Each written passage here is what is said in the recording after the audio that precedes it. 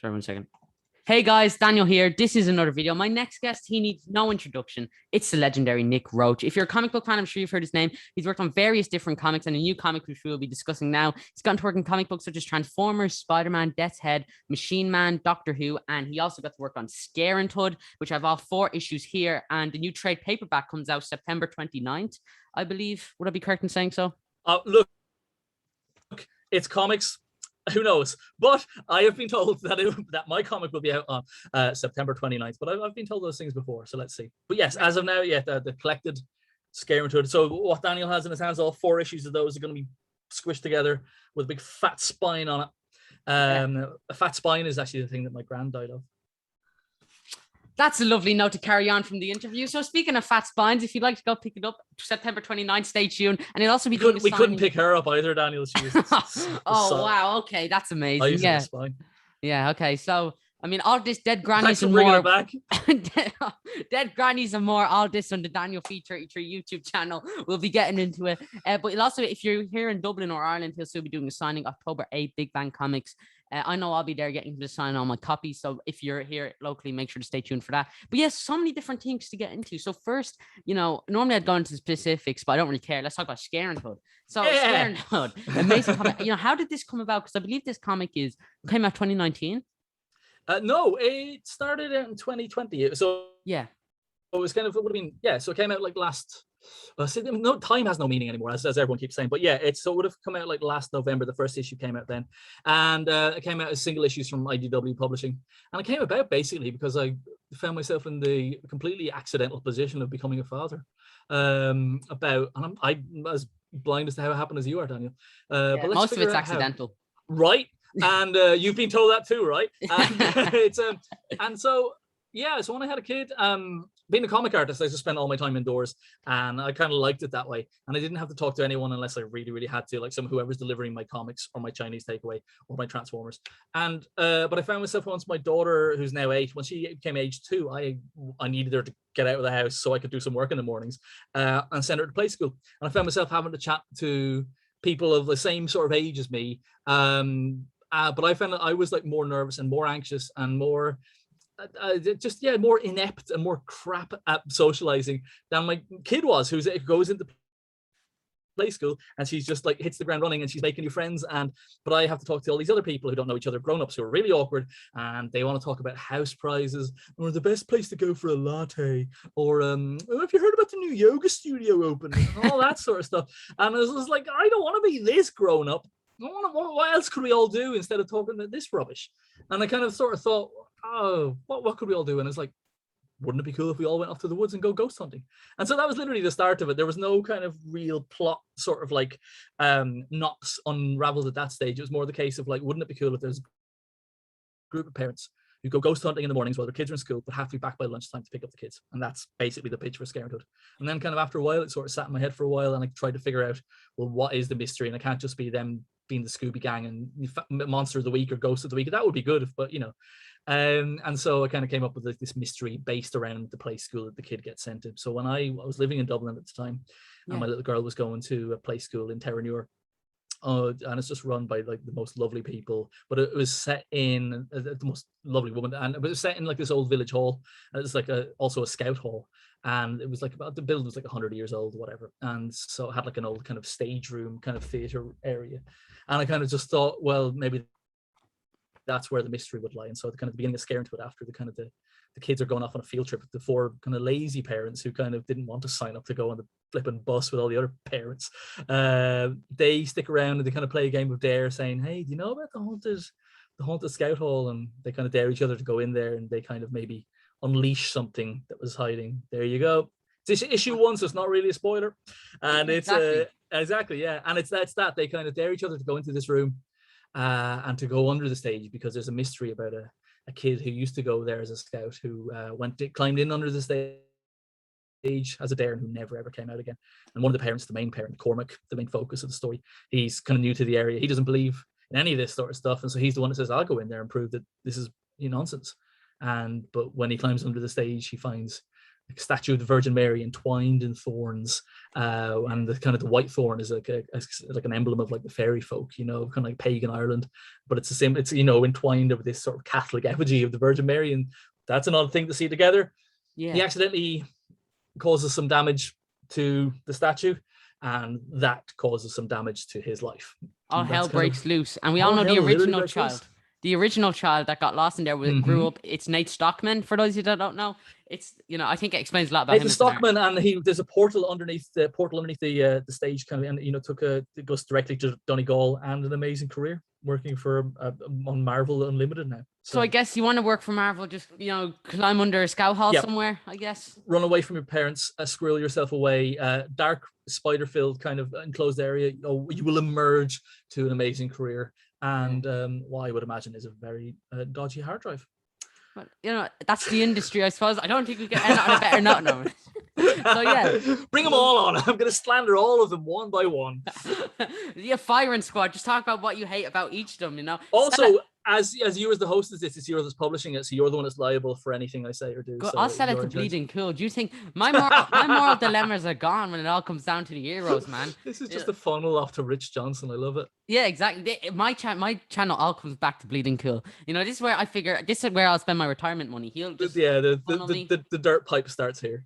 Yeah, I just put context clips and stuff. Yeah, so I did see your channel described as the U-bend of YouTube, but the U-bend of YouTube. But maybe I thought it was meant something else, but it's like, it's just where this is all the slurry is being funneled off this. So. Yeah, well, someone's got to do it. I accept. It's you. Yeah, everyone has a purpose. But so pitching to IDW, was that a decision you knew you wanted to do early on? Because I believe they did all the Transformer stuff as well. So obviously you have a relationship with them. So did you know you want to pitch them immediately? That's exactly it, really. I knew I had a good relationship with them. They were like so good to me and for me, and not only did they give me just work in comics, but they kind of encouraged me to like write my own write Transformers comics for them. I kind of thought when I got into the industry, I would just be an artist. That is the one Declan Shalvey was. Hey man, it's not just an artist, okay? Art cred. But it's and I was kind of, Transformers is a dream job for me. But the thing is, there's two parts of that phrase, dream and job. And kind of eventually the job side of thing kind of creeps in. And the dream side of it, you've kind of achieved it right off the bat. I was so lucky, and like genuinely still to this day, I can't believe how lucky I am. But you need to look for new ambitions. And so I kind of thought I'd be happy drawing Transformers forever, but you kind of get attracted to other things. So I kind of had like some nice little moments on other titles, and getting to do some Marvel stuff was excellent. But I kind of felt like I'd kind of drawn all the Transformers kind of in every kind of variable that maybe I was going to. And plus the Transformers stuff was kind of taking a relaunch anyway, and they kind of were interested in kind of having more new people on board, and like rightly so. You don't want the same old voices and the same old kind of artists and all that stuff. So it was kind of a good time to pitch, and the right people to pitch it to be honest. They've been like super supportive at the time. Like Chris Ryle was still there, and he was the guy who hired me for Transformers. Yeah, and I just liked working with him. But like my Transformers editor is also the Scarenthood editor, David Marriott, and again, he's just a super warm, supportive guy. And it's kind of it's like this is the way the industry is going when you get to my age, that everyone is a lot younger, and similarly, like he's a man, like I think he's in his like mid-20s now and stuff like that, but to me he was my dad during the whole experience, and I leaned on him as such. Like he's really really important to have an editor around who can, especially when it's a creator-owned comic. I find that your sense of self is kind of tied into things a little bit more than if it's a work for hire thing, because if people don't like Scarenthood, I'm gonna sort of perceive it as people don't like me, and when I'm going to put my all into it, I kind of just think that, well, like, is this worthwhile, or are people going to be interested in this? And so David Marriott, it was just a good strong shoulder all during it. And I'm going to give a shout out to David Hedgecock, who was the editor-in-chief actually at the time that Scarenthood was greenlit, because he would have been the one in charge for it. And I kind of, I don't always get moments to sort of kind of check the people who kind of get me here, but no, it was good. IDW, I felt it was kind of my comics home. And so it was kind of nice to do my first creator-owned comic there, Yeah, and you don't have to worry. Like, I love Scarenthood. I'm just not so sure about. So, like, you don't have to worry about that. Like, so that's the reviews I want. That's the reviews. That's the reviews my family were giving me. So yeah, it puts the money in your pocket anyway. So like sure. I said, it's all just one like Hunger Games for money. I assume that's all business is. You know, That's all. That's definitely all comics is. Yeah. No, absolutely. I think like like if my marriage and my family and splits up horribly, they want to keep Scarenthood. They don't want to keep me. You know what I mean? you So it's still kind have of Scarenthood. they've inherited that. So yeah. And Uh, actually, obviously I couldn't have done it without them because I needed babies to sort of have the parental anxiety yeah. and sort of know what the fear of like looking after a kid would be like, but also to have that feeling of being the fish out of water myself at these parent events to sort of go, because I really thought like when I was doing, if I got a chance to do my own comic, it would have robots in it and or superheroes, because it felt I'd love more chance to do superheroes or time travel or space or costumes, but instead it's set in like South County Dublin with people in knitwear, so Yeah, it's just as good. You still managed to pull something amazing out of it. But yeah, so like I said, like it is obviously a very Irish book, and so this question I also asked Deck with Bog Bodies. Did you ever debate kind of making it like not necessarily set in Ireland, just so it would appeal to like broader audiences? Because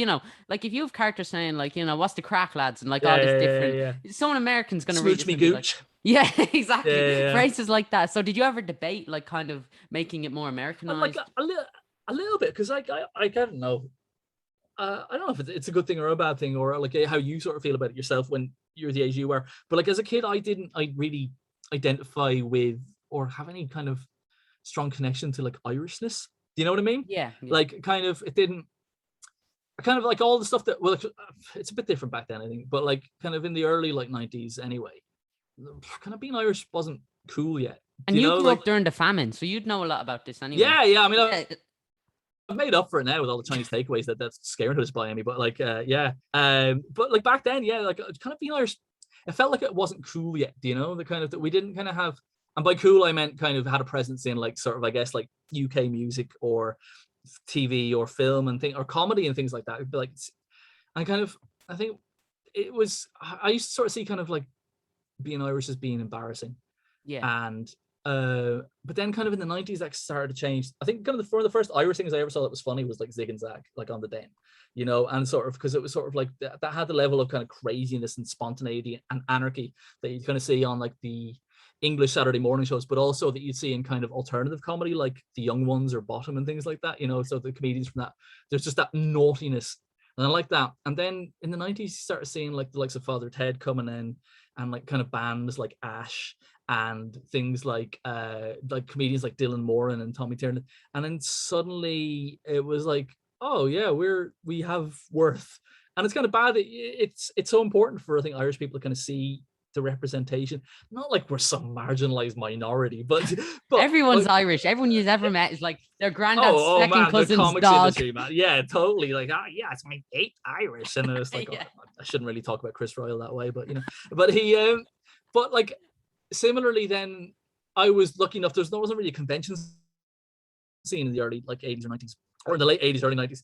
But there was this thing in like Rathdrum in like Wicklow called the Cartoon Festival, and an Irish cartoonist called Terry Willers, kind of, who used to work for the Independent, I think. He'd just get like all the UK and Irish cartoonists, but also the comic artists all together for like just a big drink up in like a village square, and it was all subsidized by Guinness, so they weren't charging for commissions. So as a kid, you could kind of walk up to like Will Simpson and like John McRae and stuff like that. And that's how, so I met like John McRae when I was like 11 or 12.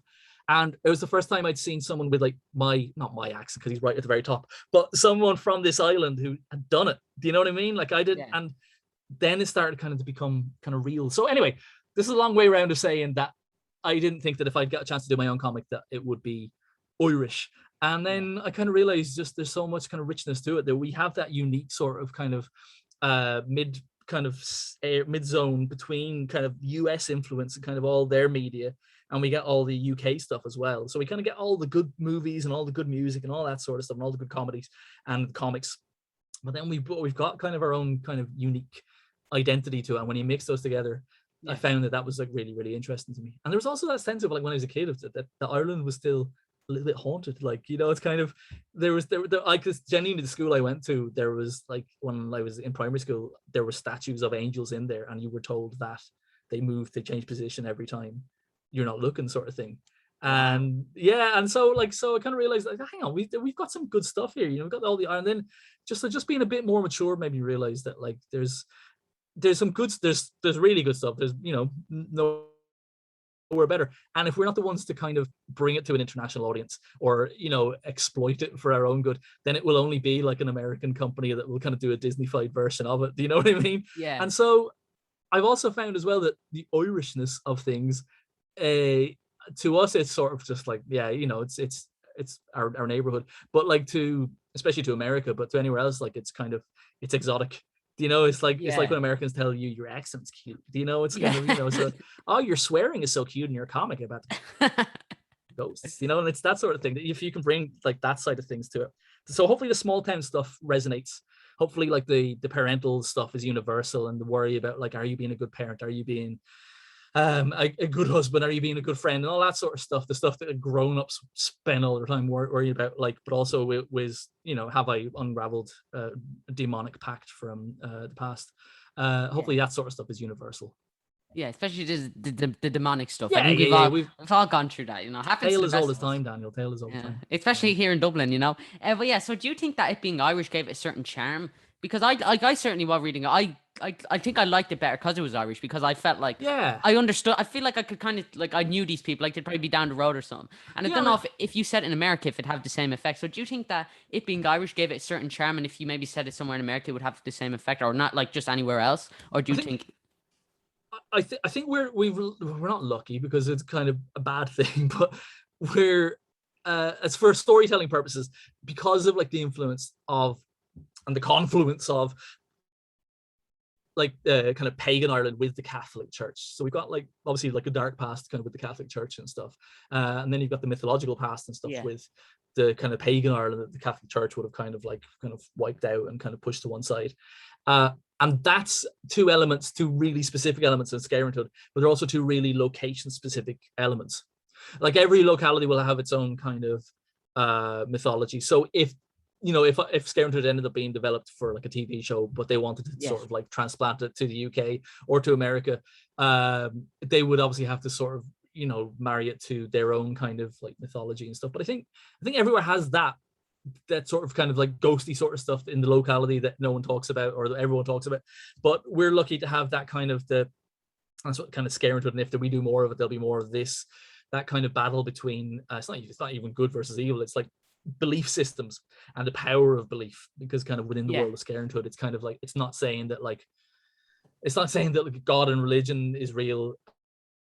It is saying that fairies are real, but it's about the power of the belief that the people who are into that have, and about the sort of the magic that kind of like faith creates. It's not what you believe in, it's the force of faith, and that kind of ends up being a kind of a big part of it, and kind of where the battle lines are drawn.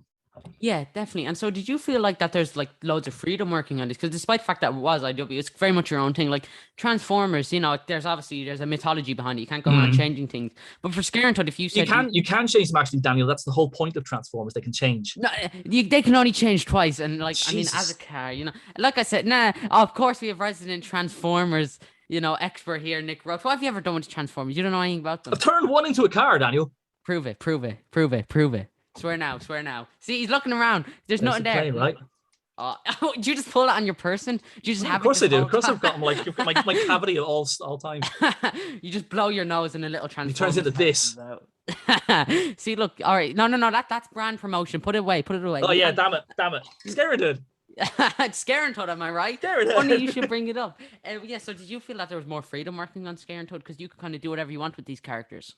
I could never I could never let the Transformers use the C word. So and I don't mean cogs. It would have been a very different story if you did. It would have been. More Irish though. You have to give them on north side, like 100%. Yeah, totally. But having said that, I was always given a lot of freedom with Transformers. You kind of also know the boundaries, do you? Kind of, if you're writing a Transformers comic, you want it to be a Transformers comic. You kind of, if you're trying to sort of make it become something it doesn't want to transform into, then you should be writing something else, you know. So I always felt like I was always allowed to write the Transformers comics the way I wanted to write them, because with the Wreckers stuff that we did, which is about this group of like desperado kind of crack unit who are always sent to do the jobs that no one else wants to do, like it ends up becoming this like sort of gore fest body horror extravaganza, but with giant robots. You know, like, so you're able to do like kind of like, you know, exit wounds and kind of harpoons going into people's eyes. The sort of stuff I would have no interest in reading in like a comic that featured humans, you know. But we were allowed to get away with it because it's Transformers, and we were allowed to really put them through like the emotional ringer as well, because you can only write about stuff if you kind of care about them, and you can only kind of care about them if they've got kind of like motivation and kind of, you know, they've got to have their own loves and fears and hates and stuff. And the way IDW do their Transformers comics, we're really able to like lean on that stuff. So, but yeah, totally. The Scarenthood, you can kind of go mad. But even at that, like I could have made my comic, and I don't think I was guaranteed that IDW were going to let me do whatever I wanted, but I knew that I would have someone who would look at whatever pitch I sent in. And it could have been a comic like my audience are, you know, giant robots fans or possibly superhero fans because of the stuff I worked on. So, you know, it is a weird choice to sort of go, I'm going to do a comic about, you know, parents in kind of like the same clothes that I wear, you know, arsing around, you know, the south side of Dublin, the South County Dublin, and nice trees and forests and stuff.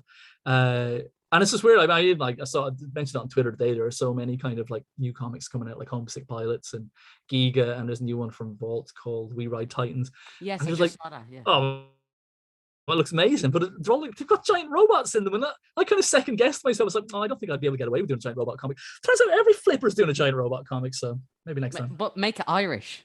See, that's yeah, 100%. Yeah, I was just talking to my friend. You can have almost any concept, but just make it Irish, like monsters fighting Irish people, vampires fighting Irish people, zombies Irish people. We just have that charm, you know. The Autobots versus the leprechauns. Perfect, you know. There you go. Don't steal this. Copyright. No, it's out there. Everyone get it started, you know. Since that's out there, that's in the public domain now. You're never going to get those royalty checks. But every character has to be named Nick Roche, or else it's just not allowed. Just every single character. I mean, in every draft I do, and right until the final published one, they're all called Nick Roche anyway. So, do you go Stephen Mooney with it and make all your characters look like you? I managed to avoid it, but I think people still saw through it. I think people are more sort of. I thought so. The Cormac, the lead character in Scarenthood, you look at Cormac, yeah, but he doesn't look like me. But then people who read it are sort of like, nah, he's you. Then it's like, damn it, you know. So it's, I think, and I did want to avoid that because he's kind of, I don't know, I shouldn't be saying this about my own lead character, but kind of often the lead characters aren't always the most interesting, you know, like kind of like I'm reading the Harry Potter books to my kids, and they were bought before we all found out what a, you know, horrendous views that the author shares. But so I'm not putting money in their pocket, but my kids like it, and I'm reading it to them, and you know, the more you read them, especially as an adult, you're like, God, Harry Potter is such a wet character. Do you know what I mean? Like it's about the world. So I'm kind of hoping people don't feel that about Cormac. But then I am also glad that people aren't saying to me, "Oh, you're exactly like Flinno," because Flinno is the character. He's kind of conspiracy theorist, but like a nice conspiracy theorist. Flinno's the best character, man. I think he might be, and I didn't realize it when I was writing it. The kind of what an emotional kind of core he is. So he's kind of this bullish kind of bull talking, kind of bloviating. He's exactly the guy that you don't want to get sat next to at a wedding. He's that guy, because he'll tell you all about what he did this weekend. And hey, do you know that they're really sort of training like ISIS underneath the Phoenix Park and all that? Bono's sort of up to something. That's all I'm saying. Bono is up to something. I'm sorry that we're talking about that now, Daniel, but yes, Bono is up to something. Yeah, you know, around. It's a strong reach. But he's that guy, and hopefully, I think in the real world, Flinno wouldn't be sort of like, you know, the vaccine is actually, you know, and you know, you shouldn't be wearing a mask. Hopefully he wouldn't be that guy, but he's into the outlandish sort of kind of conspiracy theories.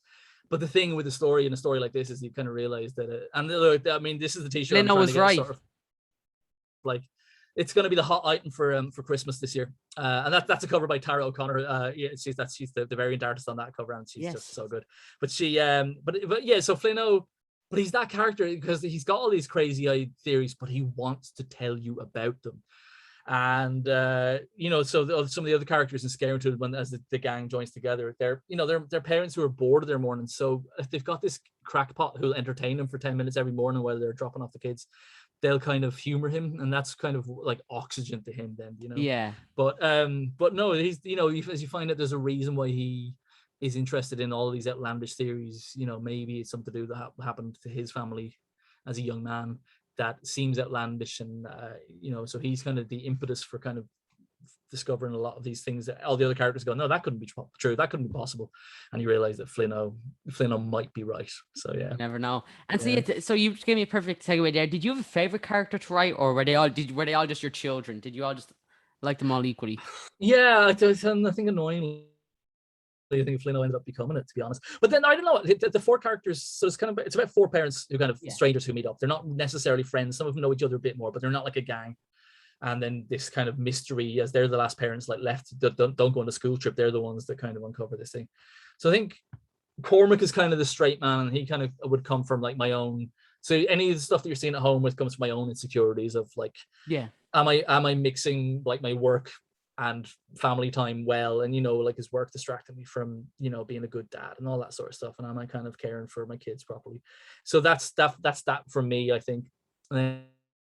And Flinno, because all the stuff Flinno's into, I'm not into, but I enjoy reading about them. I love reading about just these outlandish sort of kind of crackpot things, like something I saw the other day about like how Ryan Tuberty is part of the New World Order because he's saying these code words on the Late Late Show, and it's like, seems like the type. Seems like the type, doesn't he? But I love that, but I know when to sort of like step back and take the cup of tea and go, isn't it great that that's a crazy idea, but it needs to be left as a crazy idea.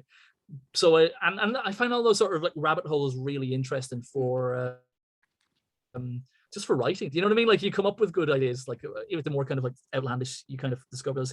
Jen is the mother who kind of her husband is and like a kind of a works away from home. He works on like oil rigs and stuff, but brings in incredible money. But so she's on her own for a great swathe of time, but doesn't work. And so she kind of finds that she could work obviously, but she kind of finds herself as the stay-at-home mom. But she's bored. She's bored as hell, and she's the one that might have like sort of kind of unusual past, but maybe sort of like a shady past because she would have maybe done a little bit of kind of drinking outdoors and kind of maybe a little bit of shoplifting sort of thing when she was younger, and just lived a wilder life than the other kids or the other parents. And so she's the one who kind of wants something to happen. And so she's got that hunger for sort of like, well, let's break into the school and find out, or let's go and, down this forest path and find out more and things like that. And then Sinead, she's kind of a country girl kind of thing, but she's also a bit of a stir. And I'm from Wexford and stuff like that. So I've got that sort of kind of like fish out of water thing, maybe from Dublin, but I've also got that thing where I love being the one. And actually, to be honest, Mooney is like this in the group, but he's the one that says, actually, didn't you say this about her earlier on? And causing kind of little frictions between the group. And so they're all a little bit like me. They're all like people I know, but they're also kind of those kind of facets. So I kind of knew how I would want kind of those to go. But yeah, I think Flinno is good because he's the one that you can kind of say anything you want. And you can hide behind him then, because if he says something contentious, you can say, well, it's just the character saying it, So it's kind of, and he doesn't say anything too contentious, but he gets away with kind of being that sort of saying that the unsayable sort of stuff because he's an older figure who kind of isn't bound by kind of social constraints. So I think he's fun. But then I enjoyed kind of writing kind of some of the other characters that you kind of meet, kind of, so that they'll meet kind of people who were involved in the mystery. They'll meet like there's a priest and there's a Shanachie that they meet, and have that page here, and of course he drops some sayings like Hail Mary full of grace. I have that memorized in school all the time, have it memorized. I saw those words again. I was like, oh yeah, I just like bless the hands that made this food. I'm just happy you didn't put that in, because I was but that's it. That's as far as like my prayers go as well. So it's but it's good. Yeah, he was kind of like a fun kind of character because he's a priest, but he's like one of these kind of priests who kind of like fallen out of favor with the clergy, not for any dodgy reasons, but like he's kind of, but what stuff that they feel is dodgy, they kind of feel that his like faith is wavered and stuff, and he's a bit of a gambling addict, but like his risk taking then is obviously kind of plays into the story too. So I just basically it's that sort of like, I love all the characters, they're all my children at the end of the day. I create them. And so when it comes down to like characters, I don't know, because I've interviewed loads of writers who've done team books, and I always ask them like, is it difficult to balance all these characters? But would that be the same for you? Because there's 4 characters. So is it still difficult for you to kind of balance them out and give them like each enough time? Or is that not a problem you suffer so much with? Yeah. And that's probably one of the most patronizing things I'll say to you in this interview. Oh, well done. No, but it's something I don't think about too often. But yeah, you're right. It's essentially a team book, But like I said, that it's people who are kind of like wearing Primark instead of kind of Kevlar. And and I kind of found that there's a scene at the end of the first issue when I really realized what I'd done to myself, and they're sitting around a coffee shop table, and it's kind of the group kind of come together for the first time. Yeah. And kind of realizing that there's a mystery that they're all invested in, that they all will agree to pool their sort of resources to do it. And yeah, I just realized that I was kind of having to like, I'd written this scene fine in the script, and then I realized I had to draw it. And it's like drawing, the order of speaking and making sure that the angles are kind of interesting. Because at the end of the day, it's still just people talking around the table. But that's kind of more, it's harder to draw kind of than a scene of kind of people posing and superheroic, and where you can be a bit more dynamic with your angles.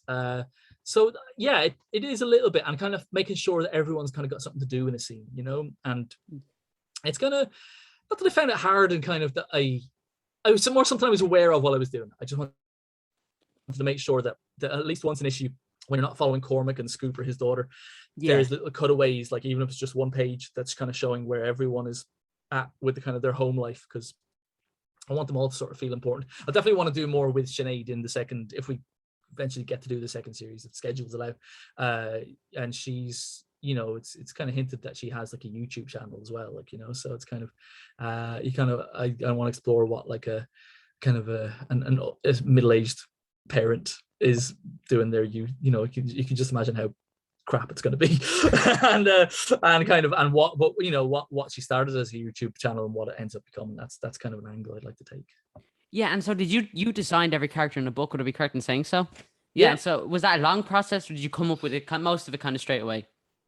Most of it straight away, I think. Really, I kind of had an idea of what my leading man would look like for a while, but even kind of, I don't know. I kind of wanted them to have like distinctive silhouettes, like the animators will talk about, like you'll recognize a silhouette from like Mickey Mouse and Bart Simpson and Bugs Bunny, that sort of thing, because I only listen to old animators from the 40s. But like it's but they all have like really, if you just have them in shadow, you'll be able to see it. And kind of I try to keep that in mind, that if you put the 4 characters from Scarenthood like in silhouette, like so Sinead's got that kind of spiky hair, and kind of Jen's got that kind of softer kind of like shape, kind of cloud shape. Cormac's got the kind of the fringe kind of horns, and then Flint's got kind of more angular squared head. So I kind of like leaning in a bit of cartooning for that. But I kind of came up with like the really like loose, just kind of color guides for the first designs. But after that, then like it's kind of, that was just their first outfits pretty much. I think after that, it's all Chris O'Halloran, who's the colorist on the book and co-creator. Fantastic colorist. And then, oh man, like he just knows, he just serves the story every time he colors something. And you can sort of see it in like half the books that are out there at the moment. He just pops up everywhere. He's just everywhere. Yeah, again. But when we were pitching kind of Scarenthood, or when I was kind of putting it together, and I was like I wanted it to be like an Irish colorist because of the shorthand that we'd have with each other. Like Chris, again, is a good bit younger than me, but he kind of would have, he'd know what like a granny's front room would look like, and he'd know in Ireland, and he'd know what like the kind of like he'd get a sense of what an Irish sky. And Chris is just, I always say this, but he just gives such good sky. Like he's just really, I kind of don't tend to do any rendering in the skies, but he just puts it in and it's perfect. It's just it just sets the tone every time. And he'd know what an Irish like if I kind of worked with like one of the colorists I often work with, like Josh Burcham, who I will work with again, but he's from Portland, Oregon, and like the color of their trees is just that bit different than the color of trees you'd find in an Irish kind of, there's a shorthand that Chris O'Halloran has definitely been in that sort of village hall that the story kicks off in. And so it just kind of helped that like it wasn't necessarily just jobs for the Irish lads. It was a case of like he'd nail it without me having to sort of kind of send in loads of reference or say no like that, And so then like with every subsequent outfit in the book, then the characters, or every kind of time I added a hat or a new coat or whatever, it was it's Chris kind of deciding what their look is, But then it's I kind of the story starts off in kind of mundane, kind of suburban sort of like landscape, but kind of by issue 3 things start to get really supernatural, And actually as the colors are kind of going through the series, like Chris does this thing where he's kind of like making the colors that like less saturated. So it starts in kind of like late summer or early autumn, so it's kind of the skies are bluer and stuff, and then the story proceeds through winter and stuff, but you can sort of see just all his color choices, like they're just, as things get more desperate in the story, the color palette becomes colder and colder, and he's just a master. And he was not just, I suppose he was kind of starting off, but he's kind of starting to be, comics darling Chris O'Halloran when he agreed to do the pitch. When you're doing a pitch, you're not, I think, you don't, there's no guaranteed money. There's no guarantee that it's going to happen, and your kind of collaborators have to be kind of as invested in it as you are. And by the time it kind of got picked up and we were ready to actually start on the series, he was Ice Cream Man was like the runaway hit it is. I think he was starting to do stuff like with Immortal Hulk as well. But he was literally ticking off every main publisher in the industry. And like now he's like doing, you can see his stuff every month on Time Before Time and Ice Cream Man, and like he's the colorist now. Like he just adds so much to him, and he just is a reason why he's so highly in demand. But like there's times like during this, like again, the whole thing of sort of like, will anyone want this? And Chris was just like my cheerleader, like through it. Like it wasn't for him and my wife. It's nothing to do with his colors necessarily, although obviously they're quite important. It was more the support he was giving me through it, just sort of saying, well, I believe in this, so you should believe in it, and it's like not every comic you work in, not every collaborator you work with is necessarily, not that they're in it for the money, but they're not as invested as you. And Chris was invested as I was, or he's at least invested in me, Yeah. We're not getting, mawkish about it, but like it's true. And it's like, even now, like when we're chatting, like just during the week, and it's, Chris is sort of like, he's always kind of pushing for Scarenthood and sort of like saying, I want to do more, and it's kind of, I hope for Chris's sake that we do, and hope for my sake we do, because that means I get to work with Chris O'Halloran, Yeah, definitely. And so I also want to touch on, you just gave me a perfect point there. Did you come up with the title? Because Scarenthood, brilliant title. So how did you come up with that title? Did you come up with that from the very start? No, I didn't, and I don't know if it would have gotten greenlit without it. I think the title is doing most of the work, to be honest. It's I was called something else, and it's like, I don't know, I'm not going to use the title for anything else. Like I might end up using it as the name of an arc for Scarenthood. So if there's more Scarenthood, I might be able to sort of kind of separate it and call one of the other stories this title that was its original title. So I'm going to loathe to share it, but it wasn't as good. The second you came up with Scarenthood, were you like the eureka moment? Man, with jumper straight over my face. It's just like, we're gonna be rich. No, but the title just does it's one of those sort of things you're googling, like, it hasn't been done before. Oh my god, and it looks nice written down as well. That's the thing. And one of my best friends did the title design for it. My best friend is Wayne Daly, and he's getting married soon. I'm his best man, and he and I used to draw comics together when we were like sort of 14. Yeah, there you go. What a swish title, Wayne. And he could have been a comic book artist. I feel he's better than me. He just really had a lovely minimalist style, and just really his storytelling was nice and sparse, even at 14. And he wasn't trying to like jump on trends. He was drawing the way he wanted to draw. It's just so good. And then we kind of got to finish in school, and he became a graphic designer, and like a super successful graphic designer, but hasn't drawn and doesn't draw anymore. And it's just, and that's just not where his interest lay. Even when we were making comics together, like back in like 1994, he would spend so long on the logo. That was where and even when we would come up with like spitball kind of like doing some world building stuff together, he would draw so many logos for all the different kind of like brands within the company, and kind of, we watched Blade Runner with him a few weeks ago. Kind of, we hired out like a venue to sort of like watch it, like, just privately, just for his stag. And he watched Blade Runner as his favorite film. And he started to realize, because that's got all the company logos as part of the story in the world. It's got all the kind of the corporation logos in like neon and projected on screens. And I was kind of only watching that for the first time with him. It was like, I think that's where his kind of visual kind of like, birth began. So yeah, it was just meant the world to be able to do something like when I was literally your age, you know what I mean? And a project that we started then, and to have like a professional comic and stuff that we both own, and it's like, work together and have both our names on the comic again. It's great.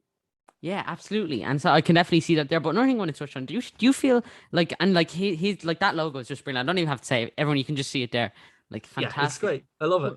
Yeah, so do you feel like it's kind of a personal story to you? Because, of course, you are parents, so you can kind of relate to these characters. And so do you think, and so like, is it tough for you to kind of balance out one moment to be having this tender moment between two characters, and the next moment they're being chased by this big demon or something like that? It's tough for you to kind of balance out that supernatural aspect with that family aspect.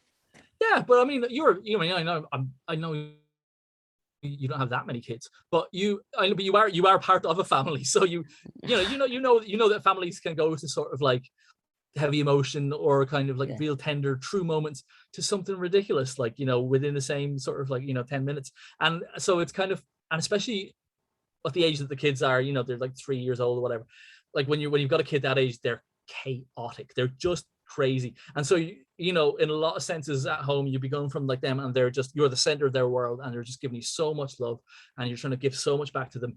And then they've got like a skittle lodged in their nose.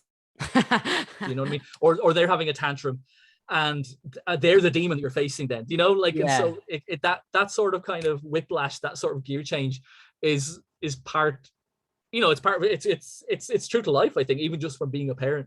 But it's I think it's important to have, and I you know, like obviously I tolerate my kids, and I'm inspired by them, you know, from a Scarenthood. I want to make money from them because you know, that's what Scarenthood is kind of about. But you never want to be the guy who's like, my kids are so wonderful. Oh, I love my kids. You know, the people who have like in their profiles, you know, dad first is their thing. You know, proud dad. Yeah. You know, love my kids, and they probably haven't seen them in 5 weekends. You know, and it's like they it's like there's a little bit of that, you know. I kind of get it with pets and stuff online. People sort of, no, I love my dogs, and it's just pictures of their animals, and it's just like, if you shove that stuff down people's throats, they're not interested. So you've got to make sure that you're tempering the kind of the pure honest moments with either something funny or something scary or something dramatic happening, you know. And it's kind of like, you know, I'm nuts about them, and they're hilarious, and they're just good company. They're just my good little pals and stuff like that. But you don't want to sort of like overegg that too much. Yeah. You don't want to show emotions, basically. You don't want to show true emotions as a man in this world. So not in comic books. No, exactly, yeah. But actually, no, I think that's there. I think there's definitely like a dad trying to do his best at the center of the story, and like the other parents are all doing. Everyone is trying to be good parents. There's not a sense of like, if there's bad parenting going on, it's because of the exterior forces kind of and supernatural forces. The 4 leads, I think, are definitely trying to do their best in different ways, but they're trying to do their best. Yeah, definitely. And so it's also tough for you to write horror, because I think, you know, it's very hard to write something scary because it's all been done. It's like werewolves, and it's all like, so is it tough for you to kind of come up with something that's actually like, or something that's gripping, or something that's even scary to you? Yeah, I think so, because I'm not really a horror guy. Like, I'm not. I like, there's a couple of things that kind of I enjoyed as a kid, but like I was so like, my mom and dad weren't strict in any way except when it came to what we watched, and they're very strict that, like, you know, if you like, so if you are not 15, you are not watching a 15 movie, and you are 100% not watching an 18 cert movie. And so while all my friends, especially in the mid 80s, like, it was just a wild west for TV and movies, kids could just watch literally anything. And so like all my mates were like watching RoboCop age 7, and kind of Predator and Terminator and things like that, and Alien and Aliens, and just on all the kind of the horror stuff that was out then, Evil Dead 2 and stuff. And there's no way I would have been allowed to see it. So and I was a good boy, so I didn't even try to. And so I was never exposed to anything really, really kind of spooky or scary. But there's one thing when I was a kid. So I don't know if you've ever seen like it's like a live action Disney film from 1959 called Darby O'Gill and the Little People. Have you ever seen that? No. Right. So it is good, but it's like set in a kind of a Disneyfied version of Ireland. And it's about like kind of leprechauns doing a deal with kind of like a caretaker. And, I remember I saw something like that on the TV, and I was so confused. Yeah, well, you would have been, and possibly even more so if you see it from beginning to end. But it's really good. I think it's taken from like an actual like novel that was written in Ireland, but Walt Disney, this was like a story he was obsessed with making. And so there's leprechauns in it, and that's all cute and diddly eye and to be sure and Darby and all that sort of stuff. But then there's a bit in it where one of the characters is about to die or whatever, and the Banshee arrives to signal death. And it's 1959, but the effects are just, I think even because it's 1959, because the effects are kind of that weird uncanniness of like, it's not as good as today, but that makes them creepier, you know, that sort of way. And then like a headless horseman arrives on a coach to bring someone to the afterlife, you know, because the deal has been done. And that was sort of, you know, that was, again, I realized that was a huge influence, an Irish thing, even though it was through the prism of Disney. It was like an Irish thing that kind of really stuck with me. And then there was another thing I saw when I was like 12 called Ghost Watch, and I'd really recommend you track this down. I think it's on YouTube or Dailymotion, and it went out live prime time on a Saturday night on BBC One, and it's like a kind of an early kind of like Blair Witch thing, where basically the presenters of the day, who were real BBC presenters, so people like Michael Parkinson and Sarah Green, who presented the kids' TV shows at the time, were claiming that they were doing like a live broadcast. We're going to go live to this house in London who claims to have a poltergeist. Isn't that going to be fun? We don't believe in that sort of thing, you know. Let's find out on Halloween night, you know, isn't it a spooky jape? And as it goes on, things happen. And I'm not won't say any more to it, because it's just, even now as an adult, it's just a brilliant study in just how to ramp the tension. And because it's being presented as a sort of fake documentary, like a mockumentary, it's not a mockumentary, it's like as like a fake live broadcast, like a hoax basically. It's just so good. And so I saw that when I was 12, believing it to be real as I went out, you know. So those are kind of like my main kind of horror things. It's kind of only the last kind of few years I kind of got into a few spooky things. But I found that it's all ghost stories. It's never kind of slashers or kind of that, you know, the vampire werewolf side of stuff. It's all kind of, there's an author from like the kind of 1800s called the early 1900s called M.R. James, and he wrote loads, very English sort of thing. It's always about like a kind of an English academic going to a seaside town and staying in the bed and breakfast there, taking a long walk on the beach. Yeah. What's that figure on the beach?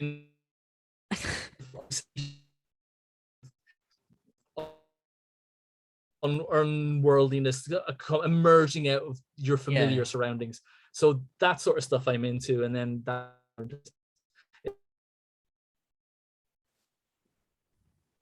is you know, more grotesque, is kind of the supernatural side of things asserts itself. But yeah, that's it. Again, like, just in the same way as I didn't think I was going to be doing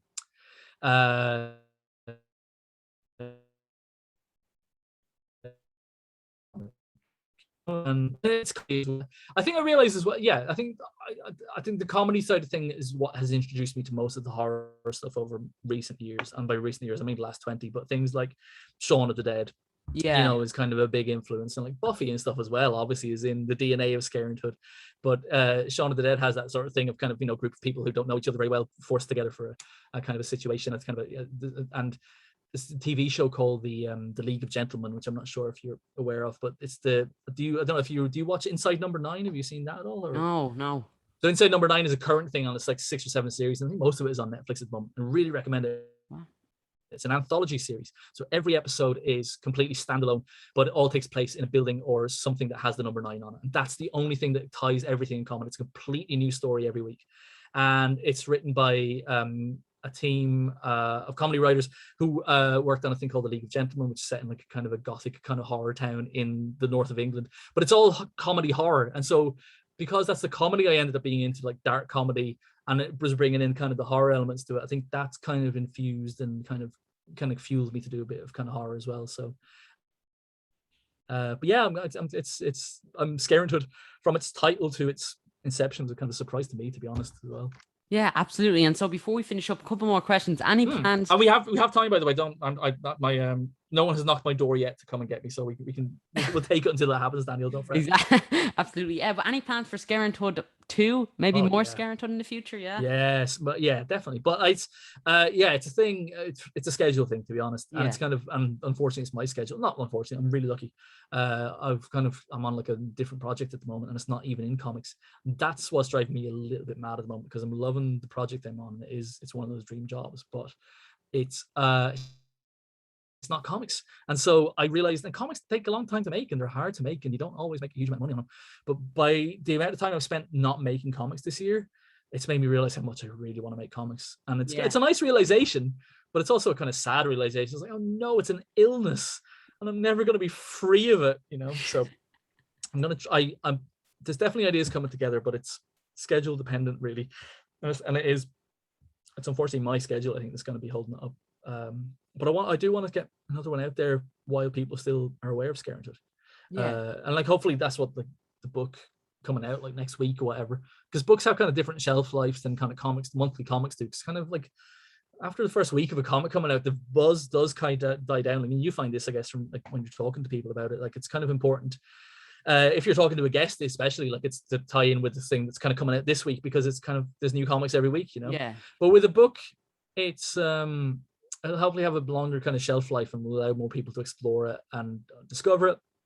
And it's also kind of, because it's like set in kind of a recognizably modern like Ireland, I'm hoping that kind of non-comics readers, or like, you know, non-regular comics readers anyway, will kind of give it a go, you know, or kind of people who wouldn't normally pick up this thing will sort of see it as a book that kind of reflects our world and their life and kind of the kind of basic worries. But otherwise, it's Scarenthood. I think when I pitched it, because I was lucky to get anything, you know, I would have taken a one shot, and the four issues were great, but it was conceived as kind of like a longer running thing, and the industry and the market is in such a way that you can only really take a risk on doing 4 issues at a time, really, so. But it was definitely conceived more with a little bit of a monster of the week sort of vibe, or at least a kind of a more episodic sort of nature. So Scarenthood, the book that people will be able to buy like next week, is a standalone thing. You'll get the beginning, middle, and end, and a cliffhanger. But if for some reason there is no Scarenthood, I think people will feel they've got a complete story. Yeah. But I've got more in my back pocket, and was working on some of it over the weekend, and that's kind of the only way to do it at the moment. Is kind of just tap away a little bit at it at the moment, and in my spare time, and then hopefully kind of try and do it. But I just admire people who do comics in their spare time, So yeah, we always need more Flinno. Just give us. I know, and that's it as well. Like, it's people kind of like were deeply affected by Flinno, so it's I don't know, do I just change tack and just have him be the main character now? So people have suggested it's like, yeah, Cormac's a bit wet. Let's get Flinno in. So yeah, no more definitely more Flinno. It's weird. One thing I am wondering is when to set it, because it's not set in a specific year, but it came out in kind of the end of 2020, so kind of like in the middle of COVID, but that was a comic that was written and drawn kind of like in like early 2020, or parts of it in 2019, and so there's no reference to like masks or pandemics and stuff like that.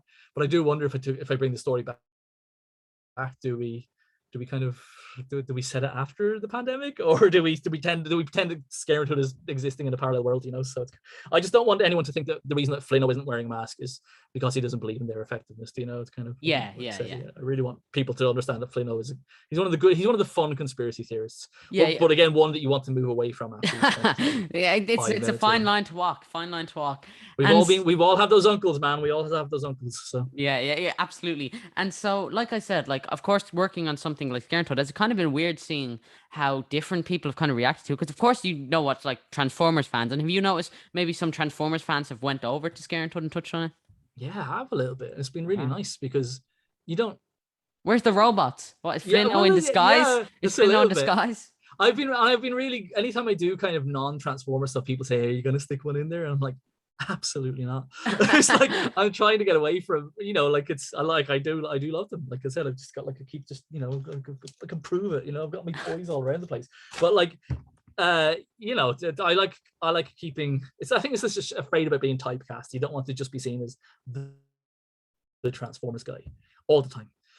But yeah, I've been surprised, because it's like, as a reader yourself, you don't always follow. Sometimes there's creators that you do follow everywhere, but you don't always do it. It's often the character that you're interested in.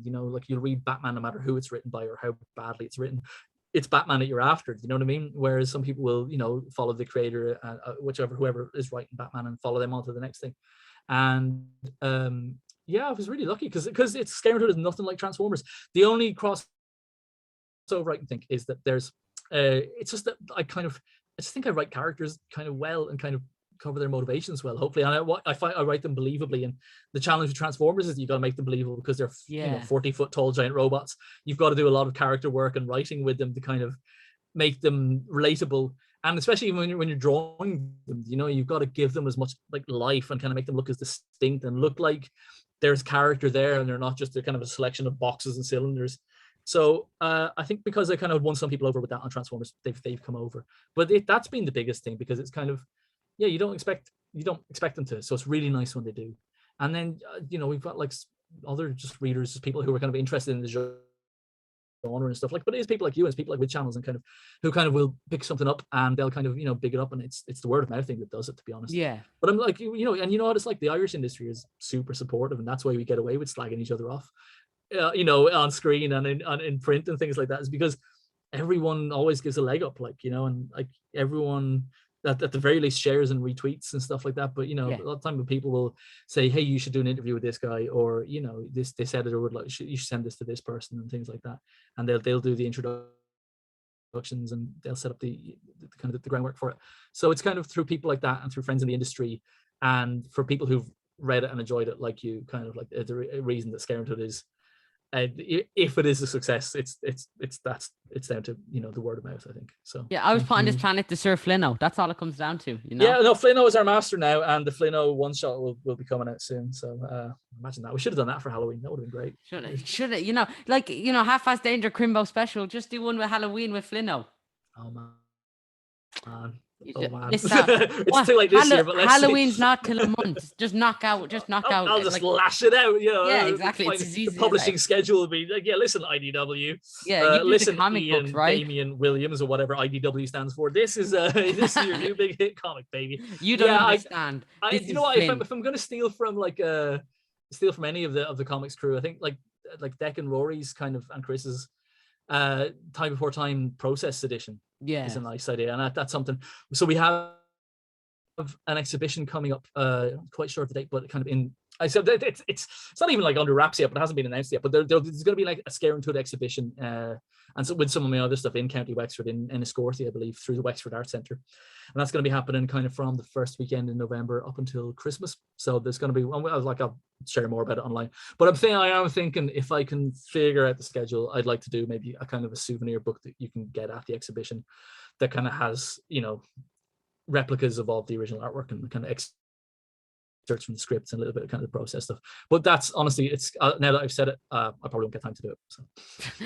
And so, but it's good. That's I'd like to. That's I think it'd be something that has like, it's not just the book. It's of the graphic novel. It's kind of it's more Scarenthood in some form or another, and can maybe kind of keep people interested for a little while. So, but it's I believe in it. Like I wouldn't have written it if I didn't. But I really hope we get to do more. Yeah, and I believe as of time recording, you soon have a signing with Big Bang Comics here in Dublin. 8th of October, is it? 8th of October, and there's some chat about a screening, if you dare to believe about that. So I don't know what the film that could be.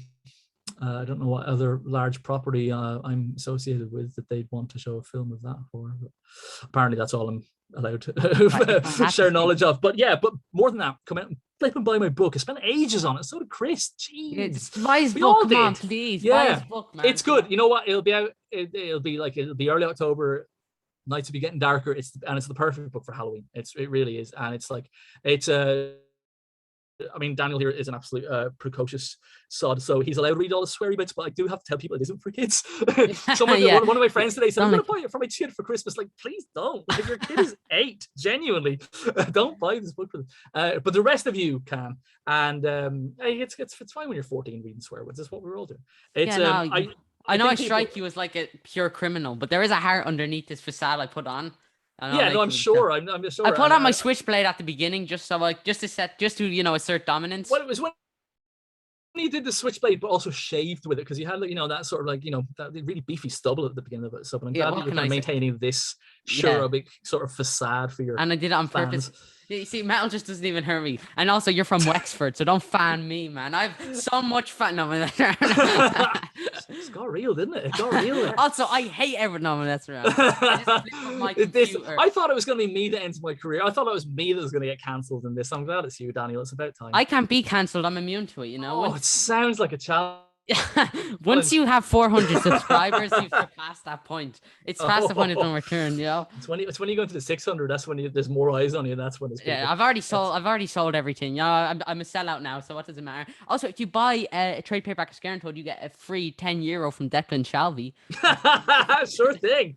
Well, listen, I mean, because it's a comics audience that are watching this, so they know the place where to get it. And so obviously Big Bang is going to be doing a signing with me. That's a good place to come and see me. It's going to be a completely safety restrictions and distance signing. I think we're not going to be doing any handshakes or high fives, but we'll be handling signed copies. But I think there's a chance that people will be able to order signed copies after that fact. So and Big Bang deliver worldwide, and they're really, really good for it as well. But also, if you're living near a local comic shop, hit them up. If you're living near a bookshop, you'll be able to get this too. This is like a book. It's not like comics that are ridiculously hard to get and can only be got through comic shops. So go to Big Bang for that. It's like you'll be able to, if you tell your local bookshop, and it's really good to support local bookshops. I know it's a thing everyone says. Definitely, yeah.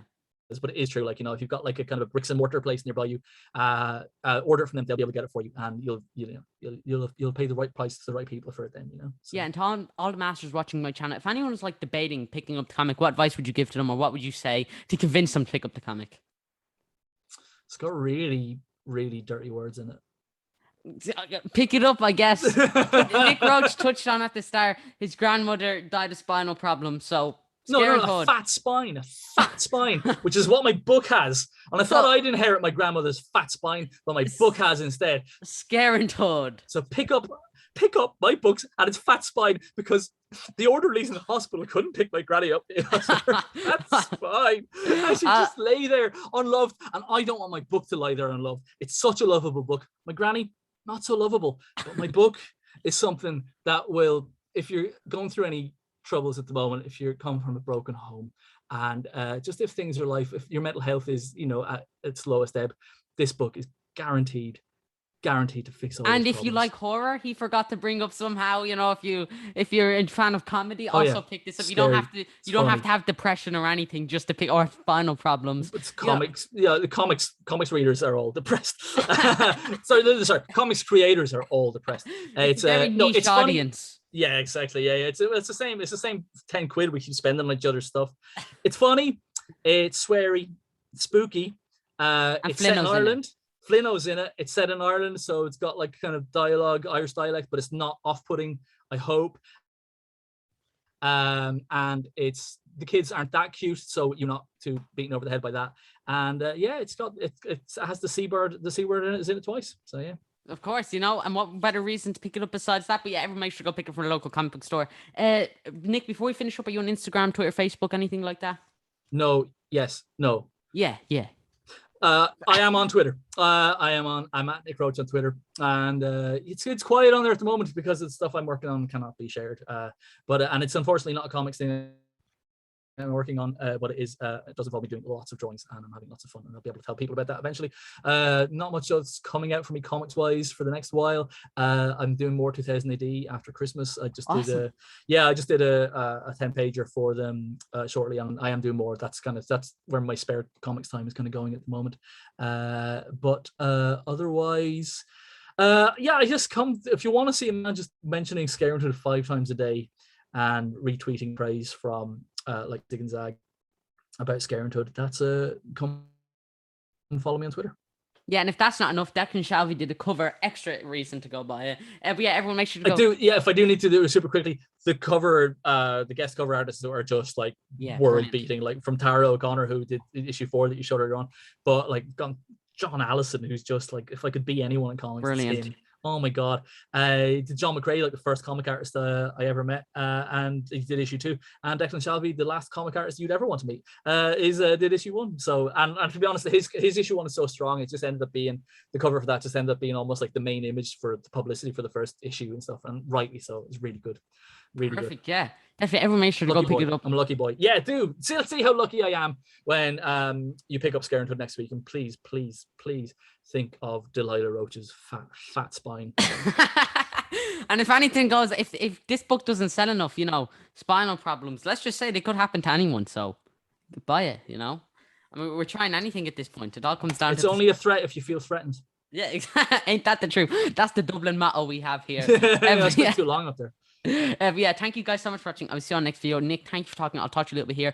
Before we finish up, you can find me over on Twitter at SamboGizmo1, or you can also check me out a few other things. Please make sure to like and subscribe. You can donate to the National Deaf Children's Society as always. Check them out on Twitter at the NDCS. Thank you guys so much for watching. I'm Daniel and you're not. So please stay safe, and I'll see you on the next video. And go pick up Scarenthood. And if you have the time, or and if you're fat spine, and it's fat spine. We haven't mentioned that part. We have to get into it. Did we get it in? But that's what they said when they're trying to put her in the coffin. So what better note to end it on? Thank you guys so much for watching. Go pick up Scarenthood from your local comic book store. Nick, just stay composed while we finish up. It's if the tears come out, well, then even more people will buy it. If you're here in Ireland, you can pick it up from the Big Bang. All right, well, I don't know. I think we should. I don't think of a better note to finish it on. Thank you guys so much for watching. I will see you on the next video. Bye.